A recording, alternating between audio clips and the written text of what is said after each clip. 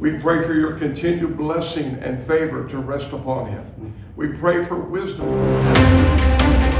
চলমান ইরান যুদ্ধের প্রেক্ষাপটে যুক্তরাষ্ট্রের প্রেসিডেন্ট ডোনাল্ড ট্রাম্পের জন্য প্রার্থনা করেছেন একদল খ্রিস্টান পাদ্রী। স্থানীয় সময় বৃহস্পতিবার হোয়াইট হাউসের ওভাল অফিসে জড়ো হয়ে তারা ট্রাম্পের কাঁধে হাত রেখে এই প্রার্থনা করেন। হোয়াইট হাউসের deputy chief of staff Dan স্ক্যাবিনোর সামাজিক যোগাযোগ মাধ্যম এক্সে শেয়ার করা একটি ভিডিওতে এই দৃশ্য দেখা যায়। ভিডিওটিতে দেখা যায় প্রায় 10 থেকে 12 জন পাদ্রী ট্রাম্পকে ঘিরে দাঁড়িয়ে আছেন। তাদের মধ্যে কয়েকজন ট্রাম্পের কাঁধে ও হাতে হাত রেখে প্রার্থনায় অংশ নেন।